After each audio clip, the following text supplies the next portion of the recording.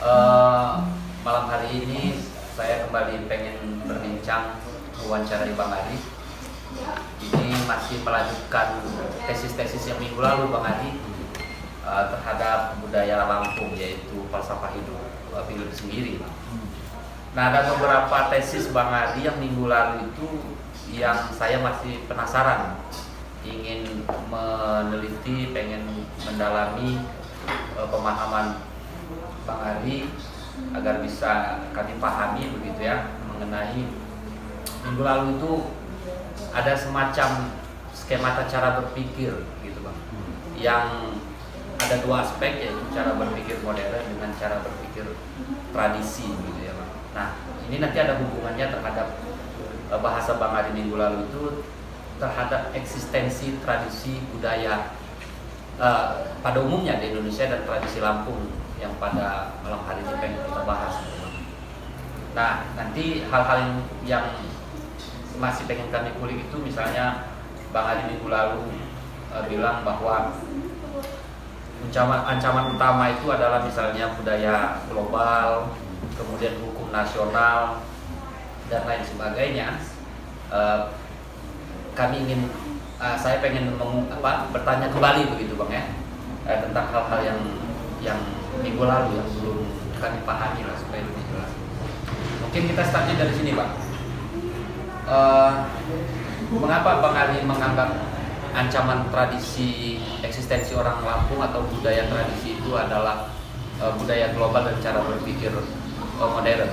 Maksudnya seperti apa Pak? Bisa dijelaskan? Iya.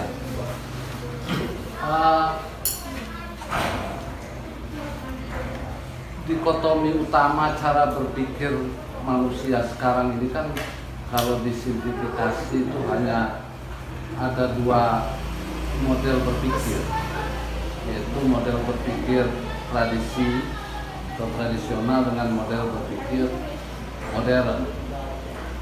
Apa yang dimaksud dengan model tradisi, model berpikir tradisi, yaitu cara berpikir yang masih mengakui dan mengkaitkan diri dengan sesuatu entitas yang lebih besar ketimbang manusia itu sendiri. Kita sering menyebutnya sebagai Tuhan atau apalah kekuatan yang lebih besar dari manusia. Nah, sedangkan cara berpikir modern adalah cara berpikir, model berpikir yang melepaskan diri dari entitas yang besar itu, Tuhan itu, atau the real itu, atau the truth itu. Jadi dikotominya kalau mau dipermudah itu antara teosentrik dan antroposentrik. Nah, cara berpikir modern yang pusatnya adalah manusia, berarti kan manusia sebagai subjek dan di luar manusia sebagai objek. Berarti kan Tuhan juga bisa menjadi objek, alam bisa menjadi objek, manusia lain bisa menjadi objek. Nah, ini yang secara pasti akan bertuburkan dengan sekian banyak tradisi-tradisi yang ada di bumi ini, termasuk di Lampung. Karena tidak mungkin ada sebuah tradisi yang lahir di luar model berpikir yang mengkaitkan diri dengan yang real tadi, the truth tadi, Tuhan atau apalah namanya itu. Nah, tidak ada, karena setiap tradisi itu mesti lahir dari ajaran-ajaran atau pengetahuan yang dipercaya berasal dari yang maha benar. Itu. Baik. Nah, kan minggu lalu itu ada ujaran Bang Ari itu nilai-nilai virtu kebajikan, falsafah hidup sendiri itu kan kalau diukur dari sumbernya pastilah, misalnya kata Bang Ari ada semacam yang dilahami dari alam malakut. Itu maksudnya apa Bang? Yang dimaksud alam malakut di situ? Ya, itu juga salah satu penanda dari cara berpikir tradisi.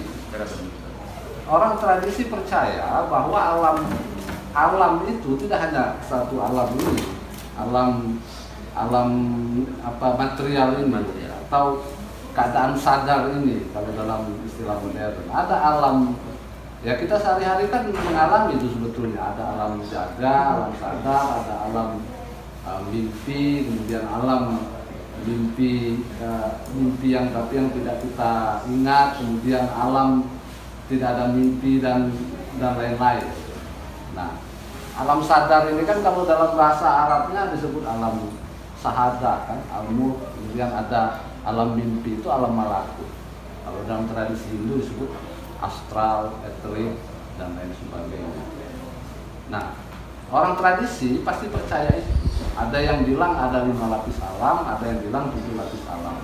Ya terserah aja. Dan alam yang kita alami sekarang ini justru alam yang paling metaforik ini, alam ilusif.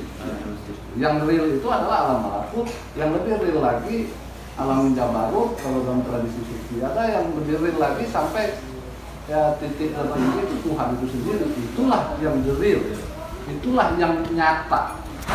Kita ini justru ilusif. Nah, orang modern itu bekerja sebaliknya. Yang nyata itu yang sekarang ini, yang kita alami ini. Alam malakut itu jangan-jangan hanya fantasi aja, jangan-jangan hanya ilusi, jangan-jangan hanya semacam persepsi terhadap hayalan-hayalan individu subjektif aja. Nah, itu perbedaan nyata. Nah, seluruh tradisi itu lahir dipercaya oleh tradisi itu sendiri adalah pengetahuan-pengetahuan adiluhung, pengetahuan-pengetahuan suci yang berasal dari alam tinggi ke alam yang rendah. Gitu. Oh, itu yang maksud dengan yang baik menurut orang Lampung atau virtu itu bisa jadi dari sumbernya dari alam malakut. Bukan bisa jadi, pasti. Ya kita andaikan lah dulu ada orang Lampung pertama, entah berapa orang kan. Nah terus dia dapat pemahaman virtu itu dari mana? Kan tentu dari pusat intelijensinya, yaitu akal. Ya, daya tangkapnya dari maksudku sumbernya tadi itu yang dimaksud dengan nilai virtu itu dari alam malakut itu kan tidak bisa diverifikasi Bang oleh orang modern kan, tidak percaya. Karena sudut pandang orang modern itu kan misalnya indikatornya bisa divalidasi, ya, bisa dibuktikan, bisa masuk akal. Artinya bisa dilacak tentang nilai virtu itu. Maka kan orang modern itu antroposentris itu kan bekerja nalar dan empirik pengalaman-pengalaman itu, karena dia bisa dibuktikan dengan eksperimen kajian, dengan riset akal kajian gitu Bang. Ya boleh, jangan modern nggak percaya. Kan kita bicara dari sudut pandang orang tradisi kan. Oh iya, kan iya. Orang modern bukan kebenaran. Orang modern boleh nggak percaya dan memang tidak percaya. Tetapi kan kita bicara ini dari sudut pandang, dari kosmos orang tradisi, dari tradisi. Ya begitulah model berpikir, bahkan model eksistensial orang tradisi. Cara dia hidup ya memang begitu. Nah, orang modern tidak percaya ya makanya dia disebut modern. Berarti kebenaran ini persoalan belief saja Bang? Persoalan keyakinan sistem nilai saja ya? Keyakinan sistem nilai cara tradisional punya customnya sendiri, keyakinan cara berpikir orang modern punya customnya sendiri. Secara mudah seperti itu, tapi kan bukan berarti kemudian model berpikir tradisi yang mempercayai hierarki alam itu kemudian dianggap juga hanya sebatas persepsi, yang enggak lah.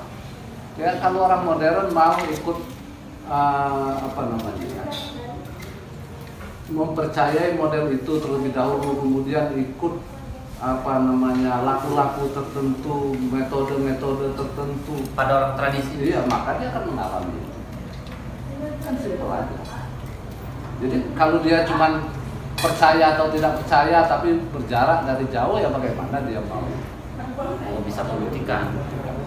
Nggak bisa, dia harus partisipatif. Dia harus masuk juga dong ke dalam tradisi. Nah kebanyakan kan kecelakaan kita adalah menilai sesuatu itu kan dari sudut pandang kita. kita nggak coba berempati, kita tidak mencoba menjelma jadi subjek itu tadi. Jadi relasinya kan subjek-subjek. Jangan kita melihat tradisi itu kita subjek, tradisi objek. Jangan. Relasinya kan kita subjek, tradisi subjek. Bila mana perlu pada titik tertentu kita memang mengobjektifkan diri kita kepada subjek. Kita menjadi hamba dari tradisi. Nah, pada titik itu kita akan memasuki model berpikir, bahkan mengalami apa yang orang-orang tradisi alami. Baru sistem nilai kebenaran pada tradisi itu bisa ditemukan. Yes, divalidasi dan lain sebagainya. Nah, tapi kan ini kan sudah terlanjur berkembang biak, saya bahasa lainnya Bang, tentang cara berpikir modern itu. Dia selalu mengobjektifikasi sesuatu, merefleksikan sesuatu itu agar menjadi jelas, gitu kan. Orang tradisi juga jelas apa bilang lagi? Ya enggak, tetapi kan sudah kalah trennya Bang itu Bang. Ya. Kalau mayornya kan orang berpikir hari ini kan memang sudah cara berpikir yang validitas, yang mengobjektifikasi itu, merefleksi sesuatu itu agar menjadi jelas. Nah, tawaran Bang Ari tentang cara berpikir masuk menjadi subjek atau melebur kita di hadapan subjek tadi itu menjadi objek agar dia bisa masuk tadi itu kan ini cara yang jarang ditempuh, bahkan mungkin sangat minim kalau dikalkulasi jumlahnya. Nah, pernyataan berikutnya kan sulit ini untuk menjadikan banyak orang yang bisa mau memahami sekaligus melestarikan tentang nilai-nilai tradisi itu kalau dia harus masuk ke custom tradisi itu sendiri Bang. Gimana pendapat Bang? Ya tentu sulit karena kita kan sudah mewarisi model berpikir modern, model berpikir yang rasional ini tadi dalam tanda kutip itu kan udah berapa abad. Itu sangat sulit. Kita di Indonesia yang sesungguhnya atau di Lampung kita dibesarkan hidup dan dibesarkan oleh tradisi itu sendiri, secara tidak langsung kan kita sudah mengadopsi cara berpikir modern. Itu sangat sulit. Tetapi upaya ini kan harus terus dilakukan. Nah, keadaan kan sekarang sudah sangat tidak balas. Jadi seakan-akan kebenaran itu kan hanya milik model berpikir rasional atau modern itu tadi. Padahal tidak. Ya. Padahal ada macam jenis kenyataan lain. Yang modern, cara berpikir modern benar, tapi benar parsial. Sama seperti tradisi juga memerlukan rasionalitas, memerlukan ilmu pengetahuan, sains. Modern tentu itu. Tradisi benar-benar parsial, modern benar tapi benarnya parsial. Nah, pemahaman kita bahwa tidak ada satu kebenaran yang holistik, yang menyeluruh, itu dulu yang harus kita pahami.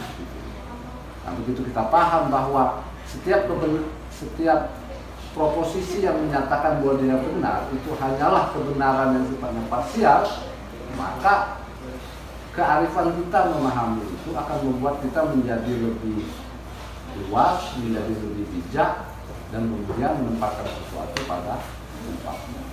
Oke, Bang Ari, saya potong sedikit tentang cara berpikir tradisi tadi. Bukankah peradaban itu kan seolah-olah linear, Pak? Yang tradisi itu dahulu dalam konteks peradaban kan sama lah ya, sejarah tradisi itu dianggap suatu yang teosentris, absolut, mengejawantahkan kebenarannya itu melalui wakil-wakilnya, dalam hal ini ahli atau orang yang dipercaya oleh yang alam malakut itu kepada wakilnya, dalam hal ini raja kalau dahulu, atau ya raja lah Mbak. Nah, raja ini kan manifestasi Tuhan kalau dulu. Dia dianggap kebenaran absolut juga mewakili Tuhan. Nah, sehingga terjadi absolutisme tentang sebuah apapun kehidupan perilaku, baik ekonomi, politik dan semuanya. Nah, sehingga absolutisme ini mengakibatkan stagnansi, Bang. Tidak ada dialog, tidak ada partisipasi oleh masyarakat dalam sebuah komunitas. Nah, hal ini juga yang ditentang oleh para abad pertengahan, sehingga pengen merevolusi karena kebenaran itu belum tentu benar yang disampaikan oleh raja tadi. Nah, sehingga ini disebut dengan abad ke-8. Sehingga orang meninggalkan itu, Renaissance, abad pertengahan sampai dengan modern menemukan jalannya peradaban menjadi maju sampai hari ini. Nah, sehingga kayak semacam mau kembali nostalgia terhadap yang tradisi klasik tadi itu kayaknya nggak mungkin Bang hari ini dalam rangka linear seperti itu Bang, peradaban itu. Nah, gimana menurut pendapat Bang Ali tentang hal itu? Nggak mungkin orang pulang ke itu di Brunei sultan, Malaysia semuanya sultan, Inggris raja. Kata siapa? Arab. Apakah semua negara ini demokratis? Tidak. Tidak. Linear itu kan cuma catatan pembabakan aja karena memang waktu dalam persepsi modern itu kan bergerak linear, bergerak ke depan. Tapi dalam masyarakat tradisi kan siklikal, berputar. Dan faktanya juga kan dalam kehidupan sehari-hari ada yang bergerak linear, ada yang berputar. Contoh kayak kita di Indonesia sendiri, apakah kita mengikuti gerak linear? Itu kan enggak. Dia udah pinter, profesor, doktor, kaya, tetap aja dia kedukun. Nah, tetap aja dia masang susu, tetap aja dia percaya jimat dan lain sebagainya, yang merupakan warisan tidak sah dari tradisi. Di mana letak linearnya? Jadi nggak ada itu gerak linear dalam sejarah. Jadi memang dia bergerak secara garis besar dari tradisi, kemudian modern, kemudian pasca modern atau postmodern, kelihatannya seperti itu. Tetapi banyak juga wilayah-wilayah tertentu yang dia tradisi, dia kena imbas modern, dia memasuki pula waktu postmodern, semuanya serempak berjalan. Dan idealnya memang harus seperti itulah idealnya. Jadi di dalam diri kita harus ada tradisi itu sendiri. Harus juga kita menggunakan cara berpikir modern, karena peradaban ini menjadi maju, teknologi kan karena hasil dari modernitas. Dan dalam tanda kutip kerendah hatian kaum pasca modern yang kembali mengakui narasi-narasi kecil yang ditiadakan oleh modernitas atau modernisme. Tapi bicara plus minusnya kan Bang, lebih besar lah abuse of power-nya. Absolutisme dipangku oleh satu orang yang dianggap representasi pemegang atau benar itu benar dalam praktiknya. Tetapi kan secara teoritik raja yang juga dia menjadi pandita sebetulnya, makanya disebut pandita ratu atau kalau Sultan pertama Mataram dulu, Senopati Ningalogo Panotobomo, dia panglima perang tapi dia juga penata atau pemimpin agama, jadi menyatukan antara yang duniawi material dengan imaterial yang rohani. Ya secara ideal kan harusnya benar. Buat praktiknya kemudian banyak raja, sultan atau bahkan ulama itu sendiri ngawur kan jangan disalahin. Sistem customnya. Itu manusia. Pelakunya manusia. Lah, sistem demokratis presidennya korup. Apa kemudian kita menyalahkan demokrasi? Kan enggak. Enggak. Mayoritas juga koruptor itu. Apa DPRD itu kan adalah buah dari demokrasi toh? Kan tukang rampok rakyat ini anggota DPRD. Tapi kan itu persoalan proses demokratisasinya yang masih sedang ongoing, Pak. Ya sama kayak raja tadi, kebetulan rajanya aja nggak sebelum saja. Sampai ketemu raja yang memang betul-betul memahami bahwa dia adalah khalifat Tuhan di muka bumi. Ya kan? Wakil Tuhan di muka bumi, sultan. Ada sebuah hadis mengatakan Raja itu adalah bayangan Tuhan di muka bumi. Bener kok. Nah soal rajanya kemudian PA, lain lagi urusannya. Oke Bang, tapi itu masih dalam sudut pandang modern itu utopia itu Pak. Gak akan mungkin ada lagi orang yang kata bahasa Bang Ari Sultan itu dia representasi yang imaterial sekaligus yang material menubuh dalam seorang pemimpin tadi itu. Kayaknya jarang akan ditemukan lagi orang-orang yang seperti itu dalam konteks hari ini sudah peradaban modern Bang Ari. Ya, jarang kan bukan berarti salah ya. Jarang kan bukan berarti dia tidak ada kemungkinan ada. Oke. Itu kan baru secara material. Loh, kalau kita bicara tradisi, dalam tradisi besar yaitu agama-agama itu kan tradisi. Loh, itu dipercaya kok. Yang ada juga pemerintahan imaterial itu, yang dalam tradisi Islam disebut wali-wali. Itu menjalankan pemerintahan, tata hierarkinya jelas. Dan dia masih hidup sekarang, masih bergerak, masih mengelola bumi ini. Orang modern pasti nggak percaya, masa ada wali-wali. Nah itu kan sudut pandang. Silahkan aja karena dia belum ketemu lah. Kalau orang bisa baru percaya deh Bang ya. nggak percaya. Ini merespon tentang salah satu komentar di Lampung Kultur yang minggu lalu Bang mengenai film sendiri minggu lalu. Ada salah satu komentar itu mengutip Tan Malaka dia Bang. Dia katakan bahwa orang Indonesia itu kalau mau maju, maunya mengubah peradabannya, maka harus meninggalkan hal-hal yang bersifat tradisi, tahayul, mistis dan seterusnya itu Bang. Nah, hari ini kan Indonesia tertinggal sekali, mau ke tradisi sudah kehilangan silsilah rohnya, tetapi ke modern juga kita kan sangat tertinggal. Nah, sehingga kan Tan Malaka mungkin ada benarnya juga, kita mesti memfokuskan diri kepada akal sehat kalau kata Rocky dulu hari ini peradaban kita. Nah, gimana itu pendapat Bang? Ya, Tan Malaka benar, tapi benar parsial. Itu yang harus digarisbawahi ya. Jadi apapun pendapat kita tentang kebenaran, dia benar tapi parsial. Benar dia tidak menyeluruh, dia hanya benar sepotong. Nah itu dulu. Jadi benarlah apa yang dikatakan Tan Malaka harus meninggalkan tahayul dan sebagainya. Ya benar itu. Dalam konteks apa dulu gitu? Iya, dalam konteks itu apa? tertentu Bang ya. Tahayul itu kan adalah tafsir yang salah terhadap tradisi. Gitu. Atau penyalahgunaan terhadap tradisi itu sendiri.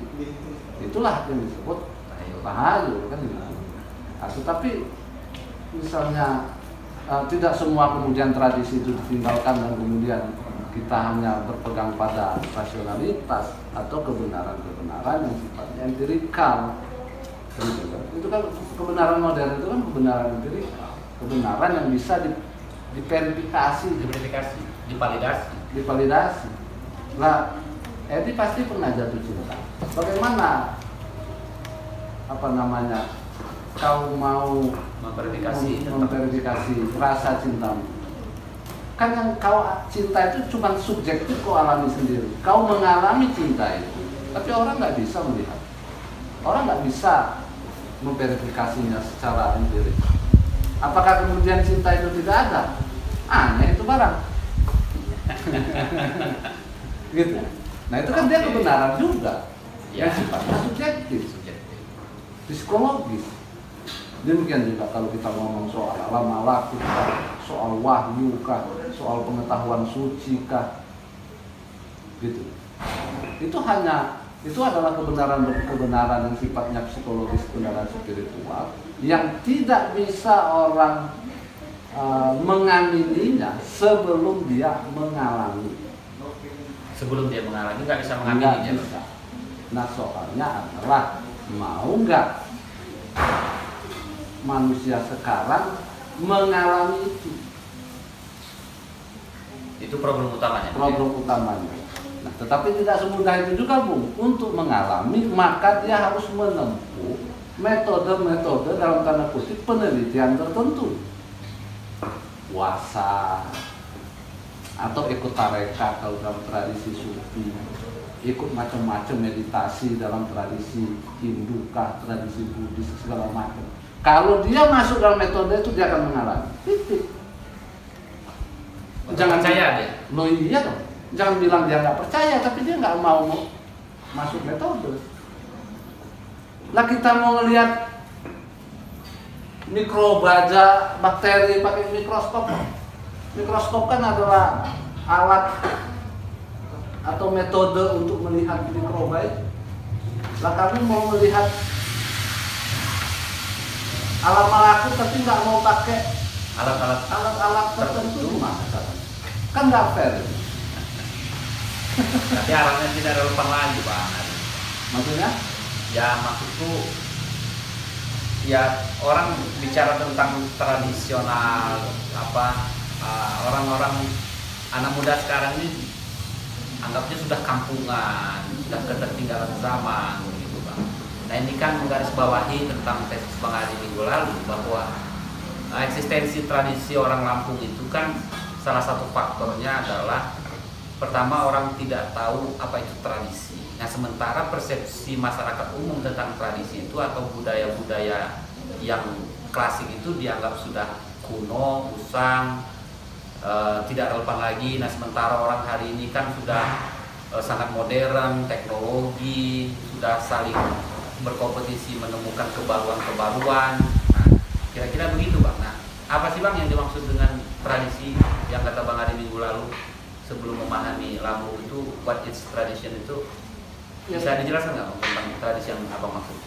Tradisi itu kan adalah apa ya? Ajaran adiluhung atau pengetahuan yang kudus yang ditransmisikan dan termanifestasi, teraplikasi pada masyarakat tertentu secara turun-menurun melintasi waktu. Nah, itulah tradisi.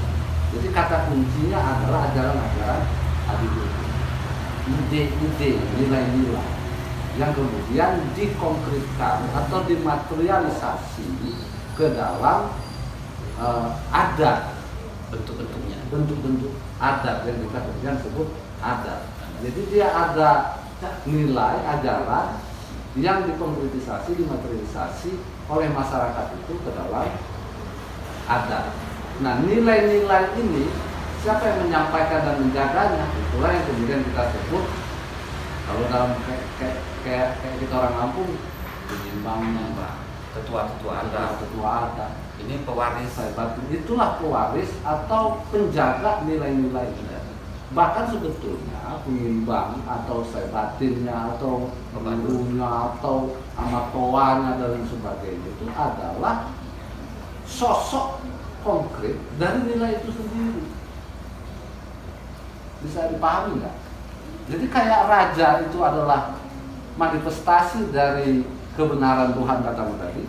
Nah penyimbang adalah manifestasi dari kebenaran nilai virtu yang bersumber dari yang adiluhung tadi itu Bang. Dari nenek moyang.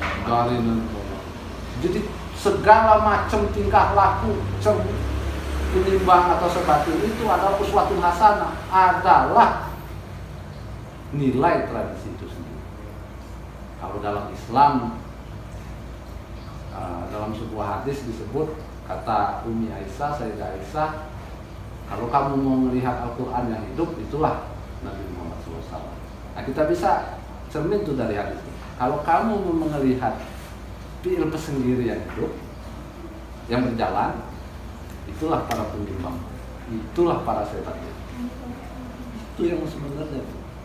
Dia mewujud dalam semua perilakunya. Iya, semua perilaku itu adalah manifestasi dari nilai itu sendiri. Uswatun hasanah.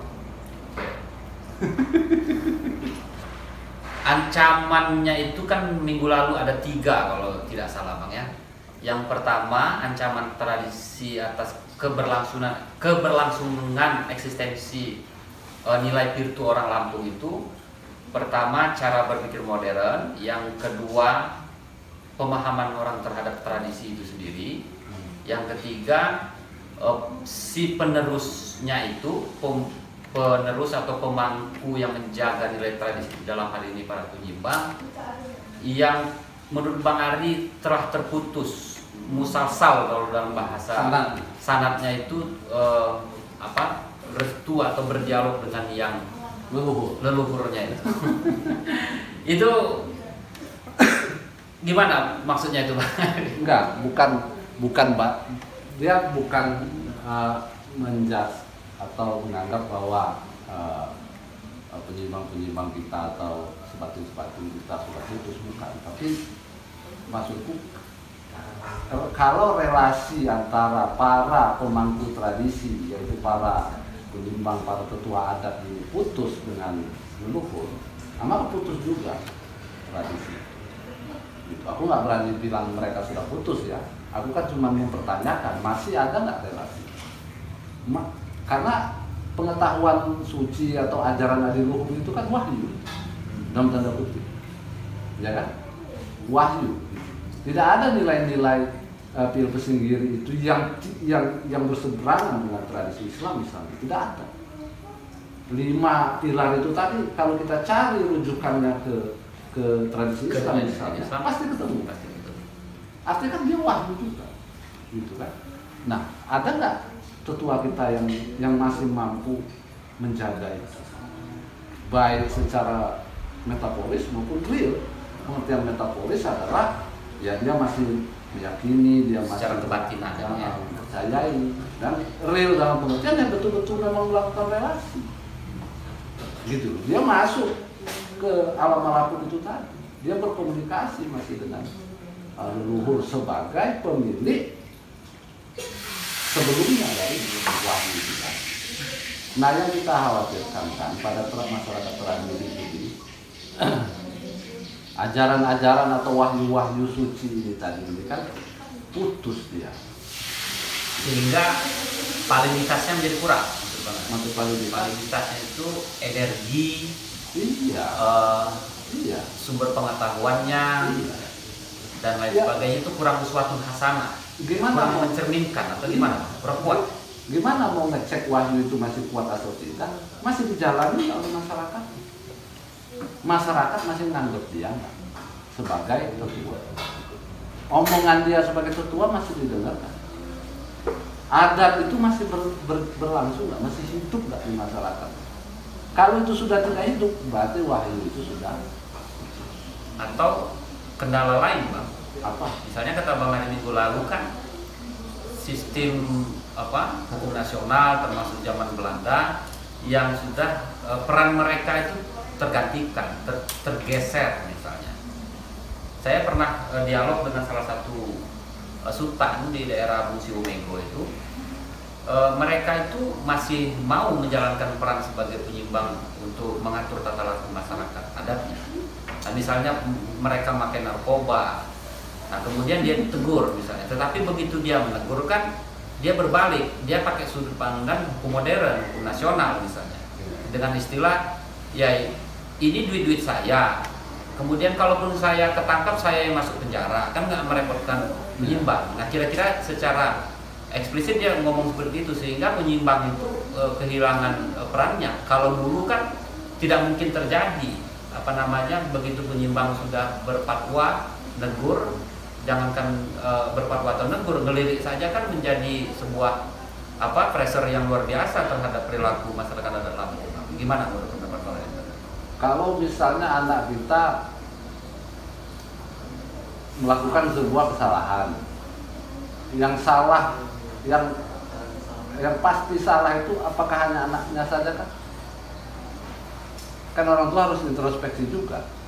Kenapa nasihat-nasihat dia atau marwah dia atau wibawah dia sebagai orang tua tidak didengar sama si anak?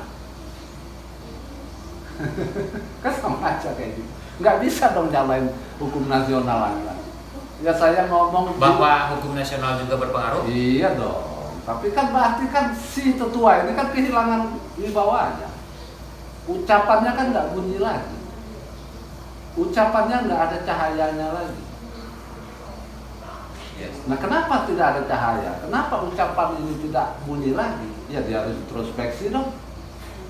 Berarti wahyunya telah putus. berarti dia tidak menjadi uswatun hasanah bagi tradisinya itu. Dia tidak hidup dan menghidupkan tradisi itu. Bagaimana ucapannya mau punya wibawa, mau didengar? Bahwa kemudian hukum nasional mempengaruhi, itu kan secara lahiriah aja. Secara lahiriah, misal begini, ya soal undang-undang desa kan, bagaimana kemudian desa seluruh kampung Tiuh atau Andet atau apa, kalau di Aceh itu Gampong atau mungkin itu oleh undang-undang Orde Baru dulu dibikin desa semua kan, sehingga ada semacam dualisme kepemimpinan ini antara kepemimpinan versi pemerintah dan pemimpin versi adat. Ya tentu ini mempengaruhi. Tapi kalau memang wahyu tradisi ini masih kuat di pemimpin adat, dia tetap akan didengar kok. Meskipun dia secara tata pemerintahan tidak wewenangnya lagi, iya. Tapi secara adat, secara marwah, dia pasti harus didengar tetap. Dia pasti akan tetap dimintai pendapat. Omongannya mesti tetap akan diturut oleh rakyatnya. Kalau dia betul masih hidup dan menghidupi tradisi itu. Nah ini ya bahan introspeksi. Jadi maksud Bang Ari harus introspeksi juga si orang tua atau dalam hal ini penyimbang itu, mengapa fungsi dia kata-katanya tidak punya marwah lagi tadi itu Bang. Iya. Masa nyalahin rakyatnya aja. Ya rakyatnya mungkin memang pokok, dianya juga lebih sibuk nelpon bupati atau wali kota itu tadi, bukannya nelpon leluhur. Nggak ketemu barang. Siap. Nah. Bang, kita masuk ke nilai Tirtu Lampung dalam aspek budaya Bang sekarang Bang. Ya. Dalam aspek budaya, tata caranya, tata cara mempertahankan nilai itu kan kalau dilihat itu kan napas jantung utamanya itu ada di sistem perkawinannya Bang, orang Lampung itu. Karena di sistem perkawinan ritual itu dia harus mengambil gelar menjadi seorang sultan atau pangeran, karena ini ada urusannya terhadap kalau orang Abung Siomenggo ya Bang, untuk menurunkan estafet kepenyimbangan atau patriarki seorang raja itu, mereka kan harus cakap pepadu. Nah kalau dia berhenti kepada anaknya, nanti kebuayan kepenyimbangannya itu akan hilang gitu Bang. Nah tentu ada korelasinya terhadap yang disebut dengan sakai sembahyang, bahu-membahu klan tersebut untuk selalu menegakkan kepenyimbangan itu agar dia tidak putus itu Bang.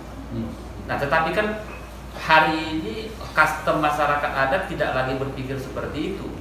Customnya sudah custom cara berpikir kalkulasi. Misalnya semua klan itu belum tentu mensupport sakai sembahyang dana untuk pesta adat itu. Kalau dulu kan mereka gotong royong sekali untuk menyumbang, mensupport supaya penyimbangnya tegak. Kan kalau dibebankan sama penyimbang terus, lama-lama bangkrut juga Bang penyimbang itu. Nah gimana pendapat Bang Ari tentang fakta itu hari ini? Ya, mungkin itu terjadi ya, Di. Ya. Nah yang perlu selalu kita sadari kan adalah tesis utamanya, tidak ada aku personal dalam masyarakat Lampung, dan ada aku grup atau komunitas. Homonya itu homo socius. Homo socius, ya saya sepakat itu Bang. Nah, jadi PIL itu konteksnya PIL adalah PIL-nya juga PIL group, PIL komunitas. Yang kalau PIL group ini terganggu, maka akan memantul ke PIL personalnya. Iya. Nah, gitu. Apapun stratanya pasti terganggu. Pasti terganggu. Nah, balik lagi misal kayak kata Edi tadi soal cakap pepadun dan lain sebagainya itu, ya itu kan berkenaan dengan PIL group tadi. Gitu. Nah, pada saat sekarang ini kan itu yang sudah mulai jangan-jangan tidak dipahami atau tergerus gitu. Sehingga PIL itu tidak lagi bukan menjadi wilayah PIL group, tetapi cuma melulu ke soal PIL personal. Padahal itu kan kerja grup, kerja komunitas. Kalau sampai si penyimbangnya ini belum cakap pepadu, PIL malu ini satu payung itu malu. Ya, satu kebaya. Satu kebaya itu malu. Maka dia harus melakukan apa katamu tadi, sakai sambaya. Sakai sambaya, bergotong royong. Bergotong royong, baik lahir maupun batin, berusaha mati-matian untuk apa menegakkan penyimbangannya ini. Itu seandainya asumsinya si tetuanya ini tadi kurang soal biaya dan sebagainya. Kenapa itu harus dilakukan? Karena dia nanti malu ini, maruahnya akan runtuh di hadapan grup yang lain. Di hadapan grup yang lain. Grup penyimbangan yang lain, gitu kan? Nah ini yang tidak, ya mungkin ya, mulai agak tergerus. Tapi sebetulnya itulah makna apa namanya PIL itu sendiri. Ya. Nah seandainya pemahaman ini sungguh-sungguh dipahami dan dijalankan, coba bayangkan kalau PIL Group satu payung penyimbangan saja, kemudian dibesarkan menjadi satu provinsi, wah ngeri hasilnya. Ngeri bang ya. Itu kan kerja tim sama. Ya. Ya contoh juga ada contoh lain misal kayak kenapa perempuan apalagi yang dia dari Ampung kan ke Padung kan, lalu dia nikah dengan ini kan sesannya banyak. Sesannya banyak. Kan bukan mau maksud apa kan? Kan dia nggak mau pihak perempuannya nanti dipandang remeh oleh pihak laki-laki. Iya. Ya kan? Ini soal PIL keluarga besar. Maka habis-habisan lah mereka itu mensupport. Pakai sembahyang juga kan? Bahwa situ bisa kayak sembahyang. Oh, perempuan ini yang kalian ambil ini bukan perempuan sembarangan loh. Ini banyak nih keluarganya. Kamu jangan ngeremehin dia loh. Nah ini soal PIL. Gitu, untuk menunjukkan. Jadi itu bukan gengsi-gengsi dalam pengertian negatif sebetulnya. Dia mau menjaga marwah si perempuan ini di mata keluarga si laki-laki. Kan dia nggak nuntut balas itu. Masih pulangin dia gini-gini kan enggak. Pokoknya terima jadi aja sih perempuan sama laki ini nanti begitu udah nikah dia udah penuh aja rumah. Nah maksudku itu kan positif sebetulnya. Betul. Itu positif. Itulah makna hakiki sakai sambayan gitu. Apa namanya? Gotong royongannya. Gotong royong, not only fisikal. Iya, bukan hanya pas pesta bantu, cuman masak-masak kan bukan bahu membahu hanya itu, tetapi bahu membahu secara material juga. Material lahir batin lah. Ya, kalau memang nggak ada benar yang gimana, aku nggak pasti kan dia support yang lain. Tapi maksudku bukan soal keluarannya loh, bukan soal implikasi dari sakai sambayan itu, tetapi pemahaman terhadap apa itu sakai sambayan kan itu yang perlu diredefinisi lagi, disosialisasikan, dipahami sungguh-sungguh. Nah bayangkan kalau spirit sakai sambayan ini yang pantulannya adalah soal PIL atau marwah itu tadi betul-betul dipahami dan betul-betul dijalankan oleh orang Lampung atau oleh masyarakat Lampung, maju kita. Betul. Satu Lampung ini satu grup. Di mana kita mau naruh muka kita di hadapan orang-orang Palembang? Di mana kita mau taruh muka kita di hadapan orang-orang provinsi lain? Kok provinsi lain bisa bikin Asian Games, bisa bikin macam-macam keren, kita nggak bisa bikin apa-apa. Tuan rumah PON aja nggak bisa. Hilang kita. Di mana letak PIL kita? Harusnya begitu. Kalau pemahaman dia terhadap PIL itu benar, gitu. Nah, faktanya enggak. Bayangkan kalau pemerintahan juga sakai sambayan. Wah, ngeri. Jadi ini sebuah konsep yang tidak kalah dengan Bushido kalau di Jepang. Bushido ya? Iya. Soal marwah, pride, kebanggaan sebuah klan. Kesetiaan, loyal dia terhadap penyimbangnya, terhadap ketuanya. Gitu. Kalau penyimbangnya terhina, saya juga terhina. Lebih baik mati. Bahkan. Dan tetua yang benar juga tidak akan membiarkan prajuritnya atau rakyatnya sengsara atau ngawur. Karena PIL dia. Betul. Ya kan? Dan dia ini ya Bang ya, timbal balik. Ya kan? Itu yang disebut adab, tahu posisinya. Dia saling sadar terhadap posisi. Nah, begitu kesadaran ini muncul, ada spirit untuk menjaga marwah ini secara bersama-sama, itu yang disebut PIL. Ngeri, baru keren. Nah faktanya sekarang kayak mana di kita? Kayaknya belum. Ya, faktornya tadi pemahamannya mungkin banyak yang sudah mulai berkurang. Iya. Nah, terus kan ada tesis orang Lampung itu kan nggak bisa nikah sama orang lain, Pak. Misalnya kan walaupun dia nikah sama di luar suku Lampung harus dilampungkan dulu. Nah, mungkin itu juga untuk menjaga bahwa kalau dia orang Lampung, ketika adik sepupu untuk menegakkan aku grup tadi itu menegakkan penyimbang, mensupport segala macam itu kan nggak mungkin dia kalkulasinya. Misalnya enak amat nyumbang kakak kamu terus kita juga mau hidup ini. Kan itu nggak mungkin muncul di ucapan perempuan Lampung karena dia tahu tentang PIL grup ini, Pak. Kalau itu sudah dharmanya, posisi adabnya.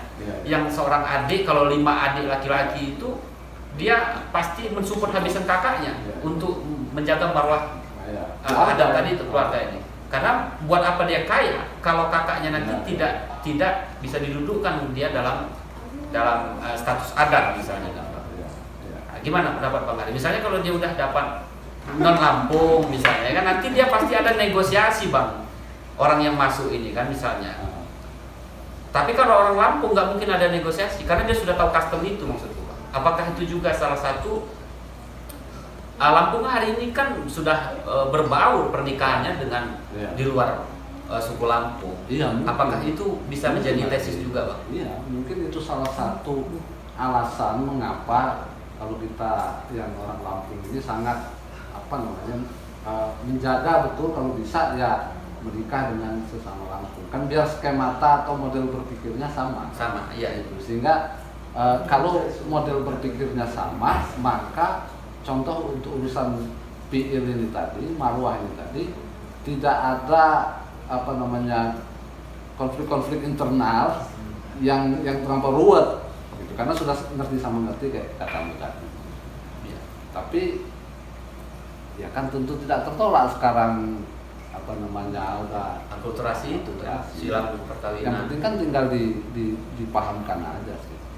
Ya makanya ada bahasa mereka itu kan dilampungkan itu ya. Agar si non Lampung itu memahami skemata Lampung, tradisi Lampung. Jadi lampungkan itu kan bukan cuma sekedar artifisial. Nah, ini tapi juga kan nilai-nilai. Jadi dikasih paham kalau kami orang Lampung ini begini. Agar batinnya menyatu terhadap customnya Lampung. Kita nggak bisa deh bawa badan kita aja. Kan kita ini bawa badan grup, bawa badan klan, gitu. Bukan cuma kita berdua. Ini kan pernikahan Lampung itu kan pernikahan 2 klan jatuh. Iya kan? 2 keluarga besar. Maka panjang urusannya. Makanya heboh dia. Iya. Dia panjang dan kalau dia tidak sakai sambayang, memang apalagi kalau anak raja mau mengangkat anaknya kelak menjadi penggantinya.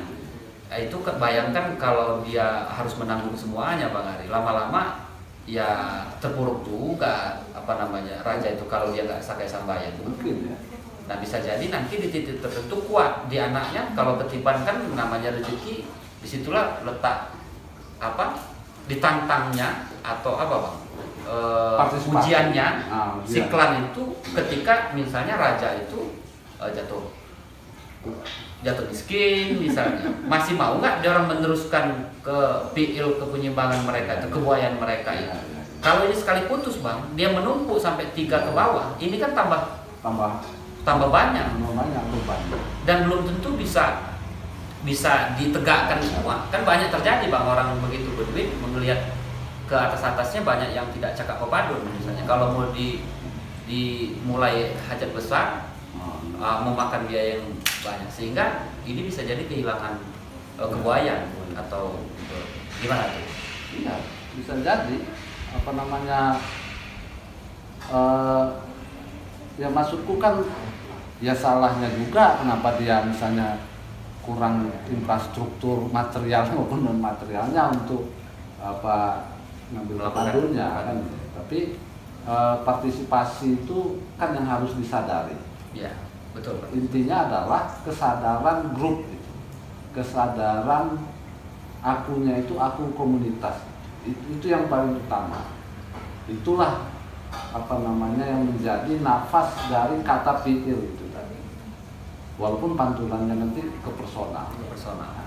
Nah ini yang jangan-jangan sudah mulai berkurang.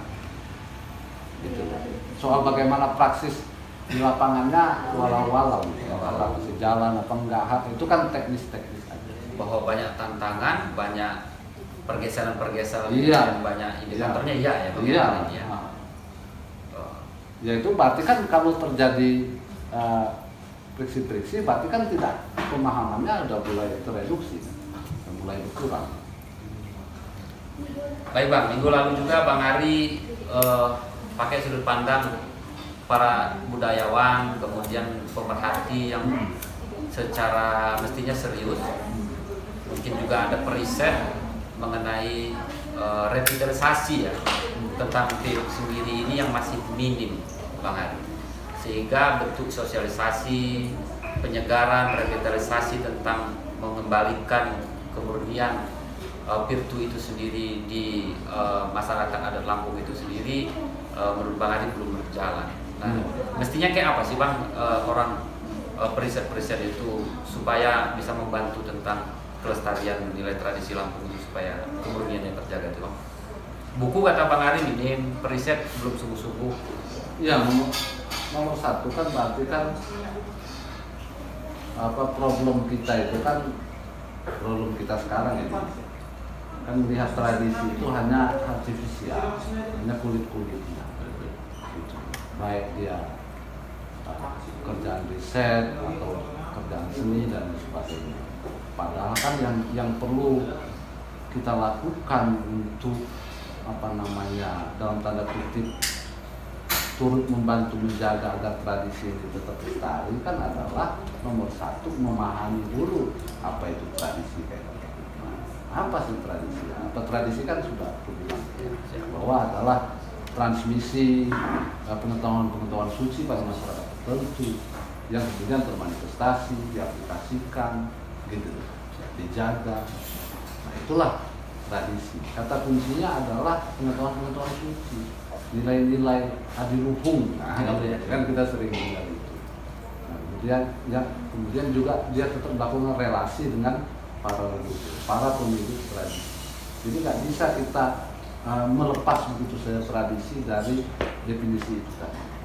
Nah yang kedua yang perlu dilakukan kan oleh riset-riset tentunya adalah mencari konteks, misal kayak kita Lampung ini sendiri, mencari konteksnya dalam lingkup yang lebih luas. Kita harus mencari pijakan-pijakan filosofis. Tentu berarti kacamatanya pakai kacamata filosofis modern, Pak. Nggak apa-apa, boleh saja. Untuk menghidupkan, untuk membaca. Gitu. Kita tidak bisa membaca Lampung dari dalam Lampung itu sendiri, nggak bisa. Bagaimana saya mau melihat rokok ini kalau dia nempel di sini? Nggak bisa. Nggak berjarak ya? Nggak berjarak. Gimana ini? Dia kan harus berjarak dulu. Nah, keberjarakan inilah misalnya itu kan yang aku lakukan misalnya. Bagaimana saya membaca Pilpres sendiri pakai teori Lakongka, pakai teori Emmanuel Levinas, pakai teori Heidegger dan sebagainya. PIL ini gitu. Dan sekian macam kacamata lain lah. Sehingga dia tidak asik dengan dirinya sendiri, glorifikasi seakan-akan dia paham betul tentang PIL itu sendiri atau apa, padahal dia kagak paham itu. Begitu ditanya, pokoknya itulah. Ya gitu lah. Itu bahasa. Karena nggak ada jarak. Nah, periset kan berjarak seharusnya. Betul. Jarak itu kan diperlukan untuk membaca. Gitu. Apakah pembacaan ini tepat? Belum tentu. Nah, jadi kan ada dua cara membacanya berarti. Pertama kita berjarak, memberikan konteks pengetahuan yang lebih luas yang ada di muka bumi ini untuk membaca Lampung. Yang kedua, berarti kita betul-betul masuk ke inti dari tradisi Lampung itu sendiri. Cara membacanya tadi. Cara membacanya, ke pengetahuan suci itu sendiri. Gitu. Nah, itu yang paling keren. Di antara itu ya senggol-senggolan. membacanya ya. Cara berarti senggol-senggolan. Dia mesti dua itu idealnya emang ya. Idealnya dua itu. Nah, apakah pembacaan itu luar tadi apa namanya sudah dilakukan? Kan belum banyak gitu. Ya buktinya tulisan-tulisan mengenai PILP sendiri yang dilakukan oleh para intelektual kan masih sedikit. Ya kan di tesis di disertasi masih sedikit, dan kalaupun ada ya senggol-senggolan aja. Nah, itu yang harus diperbanyak oleh kaum intelektual. Kaum intelektual kan kita nggak ngomong dia benar atau salah, kan dia bisa diuji. Tapi bahwa pembacaan sudah dilakukan penting gimana? Dan pembacaan itu objektifikasi itu kan mensyaratkan jarak. Kalau misalnya si rokok ini nempel ke saya kan berarti dia bukan objek. Bukan objek. Subjek. Ari dan rokok ini sesama subjek. Kalau dia begini baru dia jadi objek. Sama enak ngebacanya ya. Baru enak membaca. Sama seperti kalau PL-nya nempel di sini, ya bingung kita. Dia omongin dikit nanti kita singgung. Wah, kamu udah ngomong soal kita. Jadi keluar masuk. Tapi itu kan memang bisa dilakukan kan oleh orang-orang peneliti ya Bang ya, peneliti yang bisa berjalan itu. Kalau memang orang Lampungnya sendiri yang bisa berjalan itu ya lebih baik karena dia natif sekaligus bisa berjalan kan, mengobjektifikasi nilai-nilai virtu itu. Iya, karena dia hidup di situ. Dia hidup juga di situ. Dia lahir, dia hidup, dia dibesarkan dalam tradisi itu. Dan kemudian dia mampu melakukan semacam gerak transendensi. Gerak transendensi itu kan artinya dia melompat ke atas, dan tradisi itu dilihat dia berjalan itu tadi. Keren itu. Malah lebih keren ya Bang ya. Sekarang pertanyaannya, ada nggak native orang Lampung asli yang bisa melakukan penjarakan terhadap dirinya sebagai yang punya nilai virtu itu? Nah, itu pertanyaan kita pertama. Ini berikutnya Bang, ini mungkin agak terakhir tentang situasi ya, keadaan natif dalam hal ini pemuda ya, yang sebagai kader penerus adat tradisi Lampung Bang. Yang tentu sekian banyak faktor yang sudah banyak mempengaruhi bahasa Bang Ari minggu lalu, Global Village dengan krisis Bondaris menawarkan sekian banyak skemata nilai juga yang lebih keren, yang lebih deres. Nah lalu seperti apa Bang mestinya yang dilakukan terhadap kader-kader penerus tradisi Lampung ini Bang di mata Bang Ari? Ya gimana ya, kita harus ya dalam diri kita, nggak cuma untuk kader orang Lampung lah, untuk kita semua, untuk kader yang ada dalam setiap tradisi. Dalam diri kita harus mampu menghimpun secara serentak yang tradisi dan yang modern itu dong. Menghimpun yang tradisi dan yang modern. Menghimpun dalam arti apa ini? Bekerja sama. Mau dia dalam bentuk cara berpikir maupun perilaku maupun apa kan gitu. Sehingga kita itu kan menjadi wadah dari dalam pengertian tradisi yang modern kan juga sebuah tradisi kan pada akhirnya kan gitu. Semua tradisi itu kita kan nggak bisa menolak modernitas, nggak bisa kita tolak. Kan yang bisa kita memfilter. Nah, cara memfilter kita gimana? Ya salah satunya kan dengan kacamata tradisi. Mana yang masih berkesesuaian, maka itu kita ambil. Mana yang bisa mensupport tradisi itu sendiri, itu yang kita ambil. Demikian pula tradisi. Mana tradisi yang cuma berisi tahayul-tahayul kata Tan Malaka tadi, berisi klenik-klenik, yang stagnan, yang tidak demokratis katamu tadi, ya itu kita buang. Nah, orang yang mampu mengawinkan itu, menghimpun dan mengawinkan itu, baru keren. Tapi itu susah barang. Itulah yang disebut Jawa Imun kalimat penghimpun. Ngeri. Ngeri. Kopi dulu Bang Ari. Iya kan, berarti kan dia bisa bolak-balik think globally, act locally. Think locally, act globally. Bolak-balik. Berpikir global, bertindak lokal. Pada titik tertentu dia berpikir lokal untuk melakukan tindakan global. Baru keren. Baik, ini mungkin terakhir Bang Ari, karena problem berbicara tentang sudut pandang tradisi ini tadi kan sekian banyak kayaknya rumit orang, bahkan bukan rumit ya, karena tidak ada tawaran sosialisasi tentang cara berpikir tradisi itu, sehingga kalah terusnya dengan cara berpikir modern. Yes. Nah, kemudian Bang Ari sudah memetakan paling tidak menjadi jelas problem persoalan tradisi hari ini di Lampung khususnya. Nah, baik dari kerja para penyumbang bisa melakukan tentang revitalisasi, melakukan hubungan terhadap yang transender dalam hal ini para tetua leluhur orang Lampung. Nah, orang modern juga melakukan kerjanya.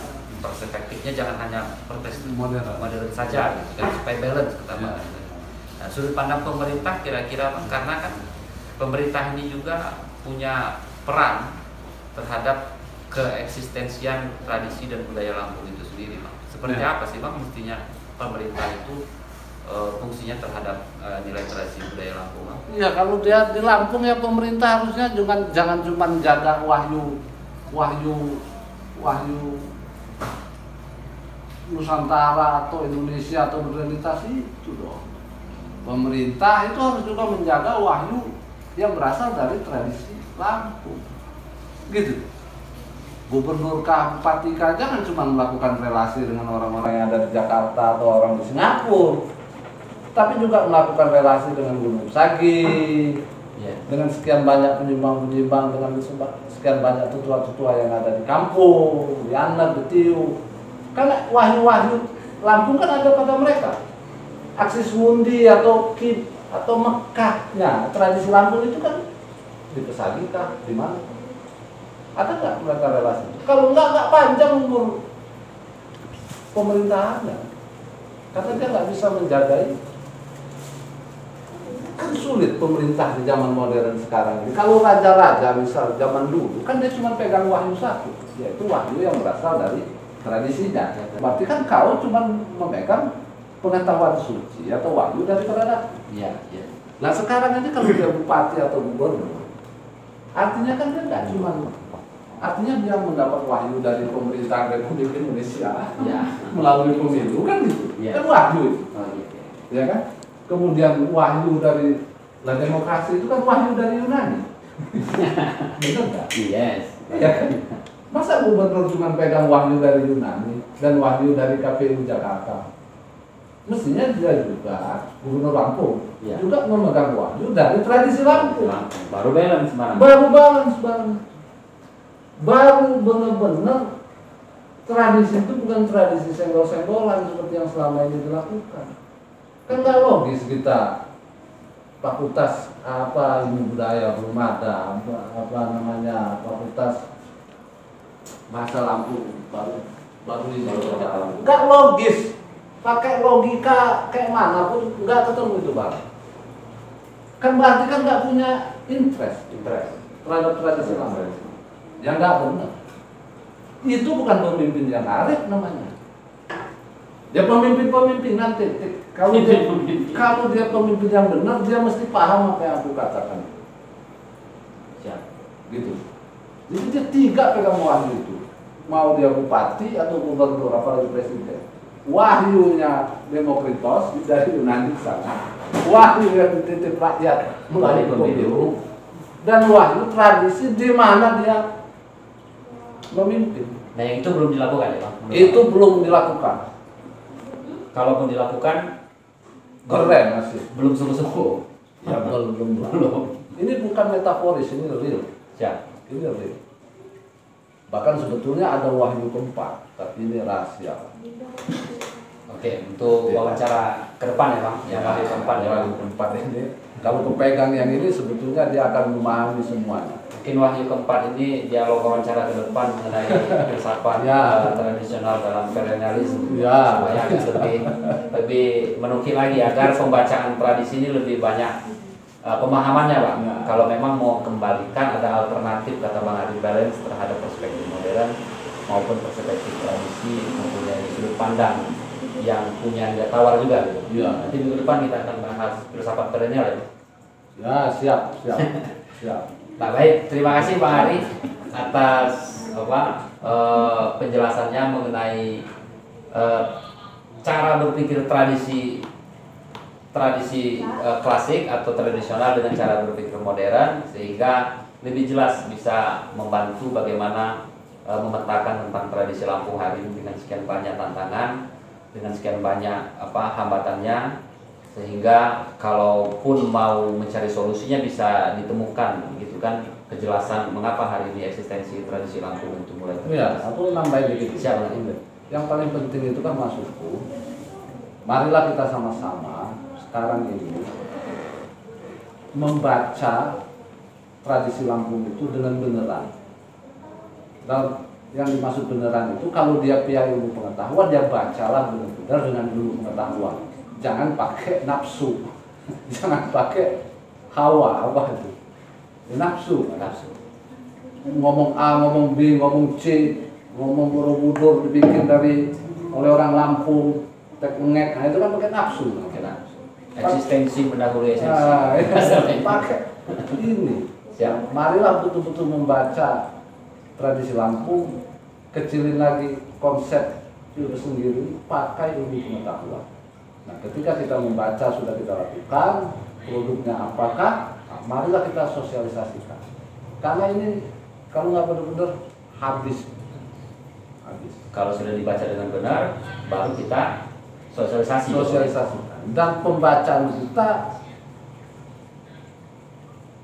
masih sedikit sekali pembacaan kita, apalagi sosialisasi.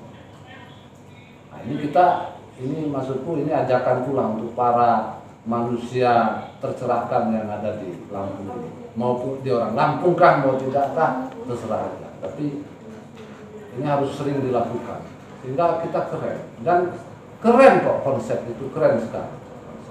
Itu sendiri. Ya. Terima kasih Bang Ari atas kesediaannya, atas wawancara pada malam hari ini mengenai skemata berpikir tradisional dan berpikir modern untuk melihat tentang tradisi Lampung hari ini. Sampai jumpa lagi pada wawancara berikutnya. Terima kasih Bang Ari. Kulihat cahaya akan menuntun kita, telah tiba di sini sejak dari semula. Bisa kulihat cahaya.